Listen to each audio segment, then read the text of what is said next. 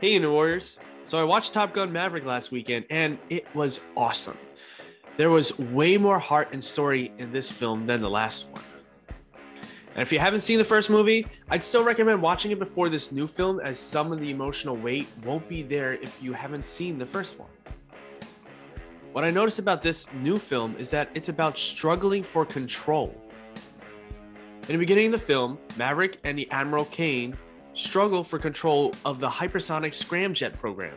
The Admiral wants to shut it down to control the funds for his drone programs, and the Admiral's trying to control the future of fighter pilots by replacing them with drones. Maverick purposely passes up promotions to stay as a pilot. He's trying to control his career path, and Iceman is trying to help him by saving him from being grounded by the military. Maverick and Goose's wife try to control the future of Goose's son Rooster by holding him back from the academy. But Rooster struggles for control of his own future by continuing forward to the academy, having been set back a few years because of his mom and Maverick. There's all sorts of struggle for control in this movie. But what can we learn from struggling for control? Are we supposed to let go of control or try to take control of our own lives? It seems like a paradox until you shift your view. According to a study by Yale University, published in the journal Neuron, our brains learn better when there's a degree of uncertainty. A degree of uncertainty. Sounds so weird, right? In an article for Yale University in which they mentioned the study, Yale's Doris McConnell-Duberg, professor of neuroscience and professor of psychology and psychiatry, stated, "We only learn when there is uncertainty, and that is a good thing. If the brain is learning all the time, we would give up whenever we experience failure. We wouldn't persist. Uncertainty means lack of control, but too little control also has negative effects."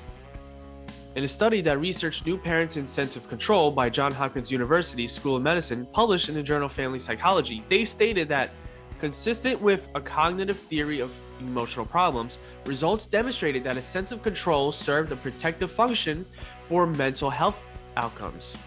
A higher sense of enduring control predicted lower levels of psychological distress for new parents, and increases in control over time predicted decreases in depression and anxiety.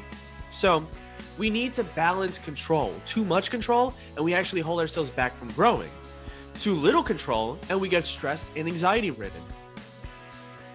Maverick's lack of control on what Rooster will do or how he'll react based on Maverick's decisions about him causes Maverick anxiety and dread throughout the film.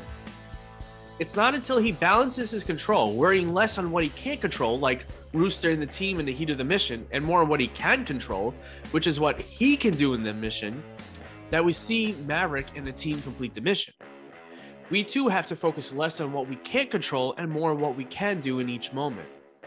By the way, please like, subscribe, and hit that notification bell to continue getting updates on how you can unleash your inner warrior and achieve your goals. When it comes to our goals, we have to avoid trying too much to control the path to it. If we try to control our path the whole way to our goal, we restrict our subconscious mind from finding alternate, perhaps better paths there. To avoid trying to control the path to our goal, what Neville Goddard calls our bridge of incidents, we need to practice non-attachment.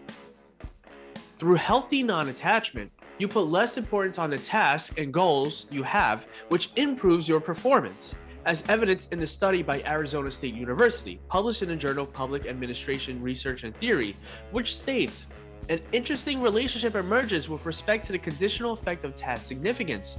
When an individual is primed to believe their performance has a higher level of task significance, the evidence suggests that this will decrease their level of performance." Maverick focuses on being the best pilot, not beating the mission. Beating the mission is a circumstance of being the best pilot. Focus on being the type of person that achieves your goal, and you'll subconsciously find more pathways to get there. Like Maverick says, don't think, just do. When we're aligned with the identity of the person that has our goal, we start to form habits that do what someone that naturally achieves our goal would do. You won't have to overthink how to get to your goal. You'll automatically subconsciously do what needs to be done to get it. By the way, please share this video with any fans of Top Gun Maverick or anyone you know that is trying to achieve their goals. If you want to see why you should stop trying to be a lone wolf, check out my video lesson on the original Top Gun here. Or click here to check out how we can control our reality like Doctor Strange with the scientific version of the law of attraction.